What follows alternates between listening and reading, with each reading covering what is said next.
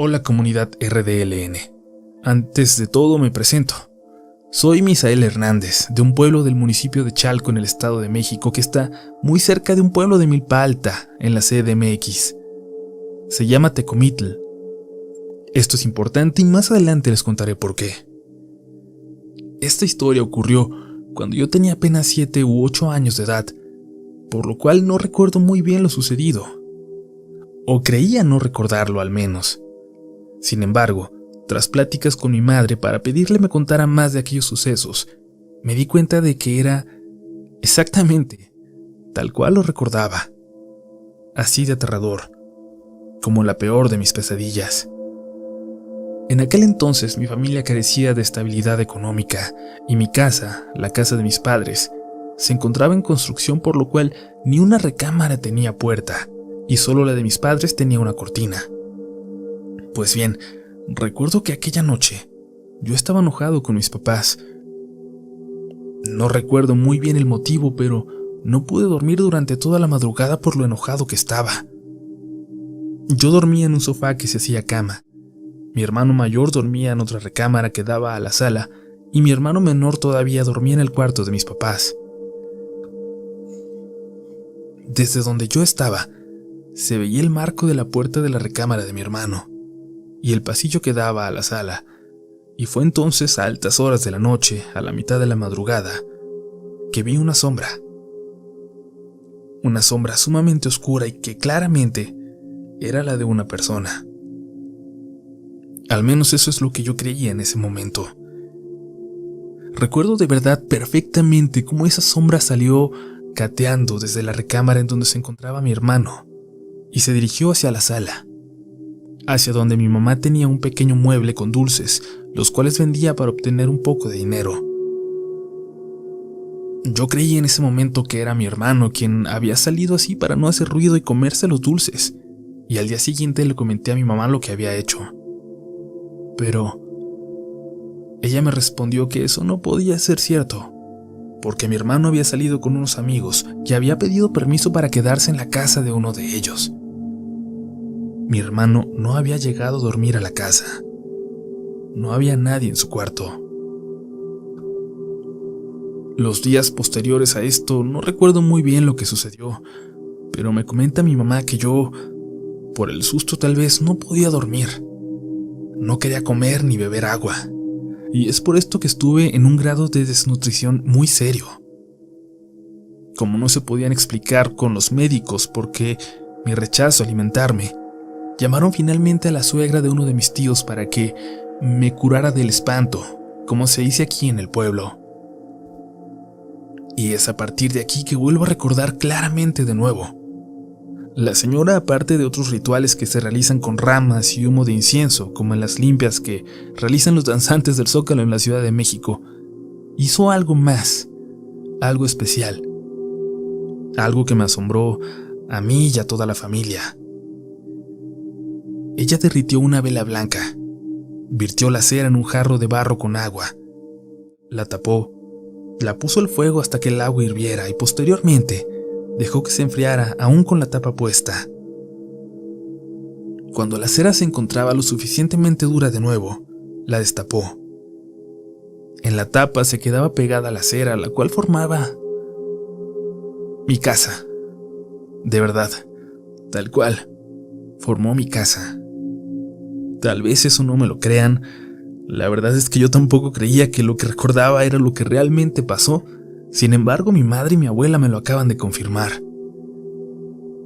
Pues bien, la señora veía a través de las ventanas, y por más que lo intentaba, no podía ver qué es lo que me había asustado tanto esa noche. Y así estuvo, realizando el mismo ritual todos los días durante un mes, hasta que por fin, a través de las ventanas de la casa que se formaba con la cera, pudo ver que era un animal, mitad hombre, el que me había espantado. Y es aquí donde tiene relevancia el pueblo llamado Tecomitl, del que les hablé al principio, ya que cuenta la leyenda que este pueblo estaba infestado de los llamados nahuales, personas que poseen la habilidad de transformarse en animales, y eso, un nahual, fue lo que se metió a mi casa. Al saber lo que era, la señora supo qué rituales debía hacer para curarme, los cuales consistían en tomar tés, baños con hojas de eucalipto y sobadas con distintas pomadas. Y es así como me pude reponer de este espanto que tuve.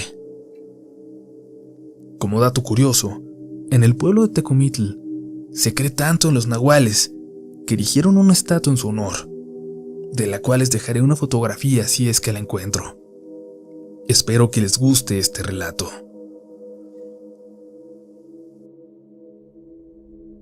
Hola, ¿qué tal? Buenas noches, mi nombre es Luis Santos y quiero relatarles una experiencia que no me sucedió a mí, sino a un tío, cuñado de mi mamá, mucho antes de que yo naciera. El relato no es muy largo en sí y puede que tal vez hasta tenga explicación, pero es una de las historias que se ha quedado en el recuerdo de la familia, pues sucedió aquí en Tijuana, Baja California, donde nací y me crié parte de mi infancia, e involucra y están de testigos casi todas mis tías y mi mamá. Permítanme platicarles muy brevemente algunos detalles acerca de mi tío Regino y del lugar donde esto sucedió.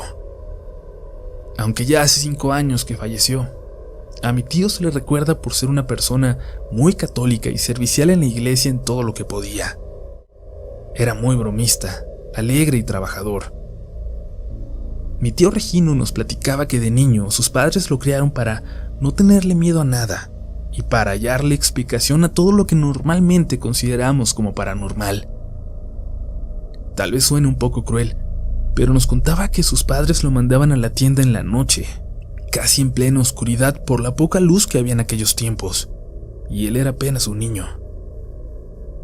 Nos platicaba que iba muerto del miedo apretando fuerte algún objeto en su mano derecha, usualmente un salero, simulando que este era su miedo y que no debía dejarlo ir. Ese fue un consejo de su padre. Y vaya que lo logró, ya que a mi tío era muy difícil asustarlo cuando buscábamos jugarle alguna broma, cosa que a él le divertía. En los años 50, mi abuelita llegó aquí a Tijuana. Llegó a la zona centro por la calle Negrete a rentar en una vecindad. Después compró una casa en una colonia que ahora es Cumbres de Juárez. La casita que compró ya estaba desde entonces junto con otras pocas en la zona. Era una casa de madera estilo americano, hueca por debajo, sostenida por varios barrotes por el desnivel del suelo. Una edificación muy común en la ciudad en aquellos tiempos. En esa colonia se contaban varias historias. Se hablaba de que espantaban en algunas de las pocas casitas que ya estaban allí, antes de poblarse por completo. Desde una mujer vestida de blanco que pasaba por toda la calle de arriba a las 3 de la madrugada, hasta un soldado con gorra que aparecía sentado en el patio de la casa de al lado. Ahí, mi abuela hizo su vida. Ahí crecieron mi madre y sus hermanos, incluyendo a mi tía Rosario, la mayor de las mujeres, la que más tarde se casaría con mi tío Regino y que también vivió muchas experiencias paranormales. Es allí donde cuenta mi mamá y mis tías que en la etapa de su juventud, a finales de los 60s, principios de los 70s, hubo un tiempo en que casi diario se escuchaba un gruñido como de un animal por las noches, exactamente a las 11. Nunca encontraron gallinas, perros o gatos muertos, ni desaparecían niños a causa de esto. No. Tampoco supieron describir qué tipo de gruñido de animal era, pero coincidían en que si tuvieran que adivinar, por la gravedad y lo intenso, sería parecido al de un oso. Se escuchaba por toda la calle de abajo, sumado con los ladridos de los perros hacia aquella bestia. Y para el colmo, aquel animal llegó a meterse debajo de la casa de mi abuelita, en la parte hueca, en más de una ocasión. Cuando lo hacían, cuando sabían que estaba ahí abajo, nadie se atrevía a salir para ver qué era. Y al asomarse por la ventana, no se podía ver nada, pues por el ángulo de visión, solamente se podía observar a un puñado de perros acorralando, ladrando, lanzándose hacia él. No los dejaba dormir. Así duraron algún tiempo y ya no sabían qué hacer. Mi tía Rosario le decía a mi tío en repetidas ocasiones lo que estaba pasando, pero él llegaba muy tarde de trabajar, y cuando llegaba temprano caía rendido, y no había nada que lo pudiera despertar. Hasta que un día, yo creo que cuando por fin lo enfadaron, decidió quedarse en la sala mirando la televisión, tratando de evitar quedarse dormido, con su escopeta al lado. Él solía ir a cazar con otros de mis tíos y cuentan que era un gran tirador. Dieron las 11 de la noche y lo escuchó.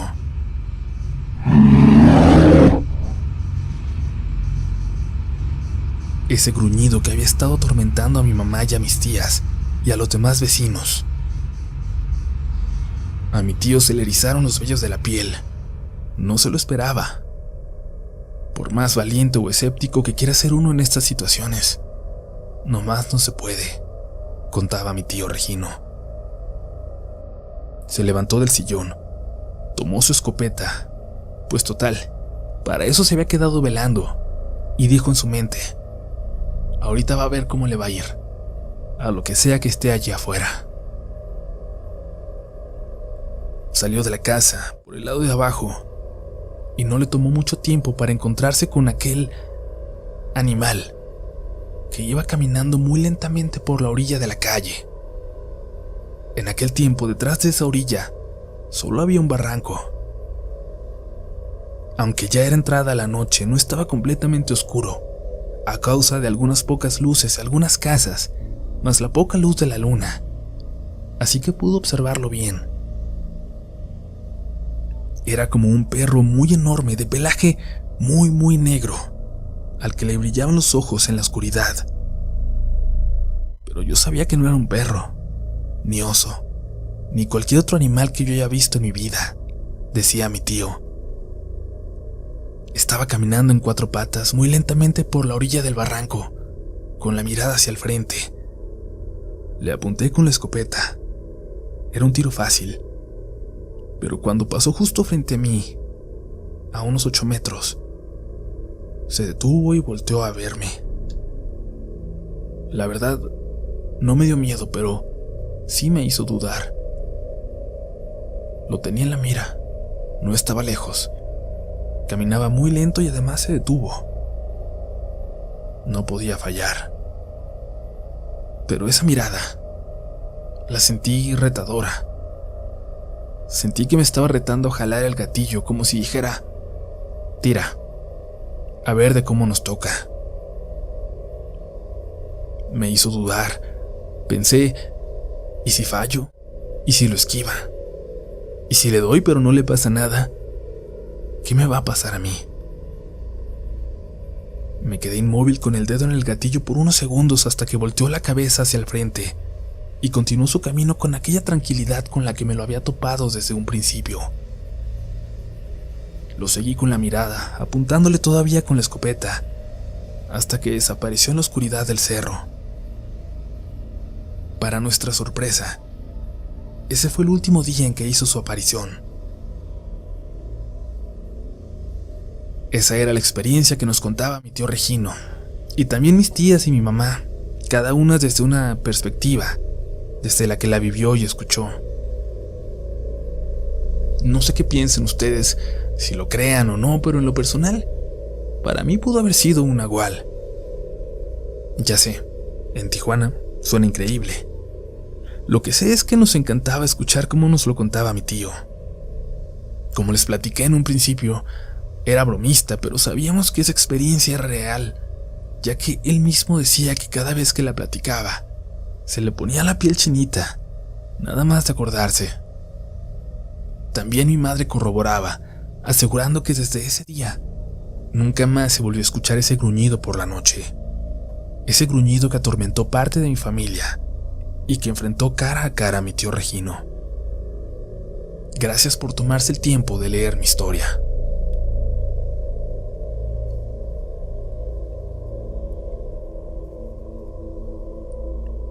Mi relato comienza cuando yo tenía aproximadamente 6 años. Mi familia vivía en un pueblito cerca de la costa de Oaxaca, que pertenece al distrito de Pochutla. En este lugar hace mucho calor, pero la vegetación es de bosque en su mayoría. En aquella época mis padres se dedicaban al cultivo y pizca de granos de café y llevaban también todo el proceso para la elaboración de café en polvo. Por ello, en las vacaciones de verano, nos solían enviar a mis hermanos y a mí al rancho de la abuela, un lugar de unas 15 hectáreas y con un patio que rodeaba la casa de unos 400 metros cuadrados. Alrededor, todo era bosque. Recuerdo bien que había 2 casas de adobe. Detrás de ellas había una capilla. Había también una casita de lámina que servía de almacén y la cocina estaba hecha de carrizo, como una palapa. Mi historia ocurrió ahí, en el ranchito de la abuela. Aquel año, como en todas las vacaciones, visitamos a la abuelita para quedarnos con ella unas 2 o 3 semanas. Ella tenía la costumbre de cenar siempre a las 6 e irse a dormir a las 8, y aquella noche en que comenzó todo, como acostumbrábamos, nos fuimos a dormir muy temprano. Mi abuela nos enviaba a dormir siempre al almacén y a la casa de lámina. En esa zona de Oaxaca siempre está temblando, y para nosotros es normal, pero en ese entonces éramos solo unos niños, y decían que era más peligrosa para nosotros la construcción de adobe. Ya teníamos un buen rato de habernos ido a dormir, cuando por alguna razón me desperté. Estaba muy oscuro, pero había una pequeña luz de una lámpara. Recuerdo que vi a mi abuela sentada en la puerta, pero viéndose afuera por un pequeño orificio en la lámina. Al darse cuenta de que yo estaba despierta, me susurró que guardara silencio. Me acerqué y quise saber qué había allá afuera. Quise saber qué estaba viendo. Así que busqué otro hoyo cerca de la puerta y me asomé. Y vi que en aquella cocina de carrizo, en la palapa, había gente, mucha gente. Parecía que estaban festejando algo. Detrás de ellos, en el brasero, una especie de estufa hecha de barro y que usa leña, había fuego. Había fuego alto, muy alto, que nos permitía ver a esas personas con toda claridad. Le pregunté a la abuela que quiénes eran, que por qué estaban ahí, y me dijo que no me preocupara, que me fuera a dormir. No pasa nada, mija, dijo la abuela. Aquella noche me quedé con una gran curiosidad por saber quiénes eran esas personas. Para mi sorpresa, días después ocurrió de nuevo, exactamente lo mismo, y casi a la misma hora. Y conforme pasaban los días, la visita de esas personas se volvió cada vez más frecuente, hasta que una noche algo cambió. Parecía estar pasando todo de nuevo igual como las veces anteriores, pero había una gran diferencia. Ellos sabían que estábamos ahí. Mi abuela, como todas las noches, nos estaba cuidando desde la puerta, pero de pronto sentimos como alguien tocaba la lámina como con unas garras, como un animal que nos rodeaba. Rasguñó la lámina alrededor de toda la casa. El sonido era chillante, tenebroso, insoportable. Se escuchaba cómo caminaba alrededor de la casita y mis hermanos se despertaron. Estábamos todos muy asustados. Mi abuelita nos abrazó y nos dijo que no gritáramos, que todo pasaría pronto. Tuvimos mucho miedo, pero poco a poco escuchamos cómo esa bestia se alejó. Luego de un par de días volvió a ocurrir lo mismo. Las personas en la palapa, y así fue hasta la última noche que estuvimos ahí. Mis papás fueron por nosotros, pero no les contamos nada. Más tarde ese mismo año, en Navidad, mi abuela hizo una posada, por lo que mis hermanos y yo volvimos al rancho. Ya para estas alturas, yo ni me acordaba de lo que habíamos vivido, como si mi mente infantil prefiriera olvidarlo. Había bloqueado las vacaciones pasadas. Todo era felicidad al llegar a pasar la Navidad ahí con ella, porque me encantaba. A último momento, por alguna razón, decidieron cambiar el lugar de la posada, por lo que fue en casa de uno de los vecinos de mi abuelita. Mi tía, otra señora y yo fuimos a la casa por unos dulces que habían olvidado en la cocina. Mi tía y la señora entraron, y yo me quedé en el patio, para ser exactos, en la entrada de la cocina de palapa. Estaba muy oscuro. Apenas veía con la luz que reflejaba la lámpara de aceite, y estaba esperando ahí, cuando vi que algo se movió, que algo salió de los árboles y se dirigió hasta la casa de lámina. Detrás de esa casa solo había bosque. Los árboles la rodeaban, sobre todo un árbol de guanábana que parecía meterse a la casa. Di unos cuantos pasos hacia adelante para acercarme y ver qué era eso que se había movido. Y de pronto, vi a una persona pararse junto al árbol, sosteniéndose de este, mirándome. No le podía ver el rostro, pero sí podía distinguir que era una mujer con 2 trenzas largas hasta la cintura. Sus ojos tenían un brillo muy especial. Me aterraban. Me paré en seco cuando vi que aquella mujer se empezó a acercar a mí. Me quedé quieta y un escalofrío me recorrió el cuerpo. De pronto, ella empezó a tocar la lámina, a rasguñarla. Empezó con un dedo, luego con 2, y finalmente la rasgaba con toda la mano. Se escuchaba cómo rechinaba, y yo tenía mucho miedo, pero mi cuerpo no me respondía. Por alguna razón ni mi tía ni la señora escuchaban aquel sonido espeluznante, y en eso escuché la voz de mi tía como si estuviera muy lejos, y pude reaccionar. Fue entonces cuando aquel ser se paró, me miró y regresó debajo de aquel árbol sin dejar de mirarme. La vi desaparecer en el bosque. Yo seguía como congelada cuando mi tía se acercó y me tomó de la mano. Me dijo que ya era hora de irnos porque se nos hacía tarde. Después de que eso pasó, despertaba todas las noches sintiendo que alguien me miraba por los orificios de la pared. Cuando caminaba por el patio sentía que alguien caminaba detrás de mí. Y esa sensación me duró muchos años. Un día, hablando con mi abuela, le pregunté por aquellas personas que hacían fiesta en la cocina de su rancho. Me dijo que no eran personas, que eran espíritus. Que cuando sus padres, mis bisabuelos, vivían ahí, tuvieron a mucha gente trabajando, que muchos también vivían ahí y murieron también en ese lugar. Sentían que ese rancho era suyo. Hoy en día solo queda uno de los hijos del hermano de mi abuelo viviendo por ahí, y dicen que algunos nahuales siguen bajando al rancho. Y es que este lugar queda a 1 hora del pueblo más cercano caminando. Aún hoy no tiene servicios públicos. Se ve muy tétrico todavía. El ranchito está abandonado y la única casa que queda en pie es aquella de lámina. Espero que les haya gustado mi relato.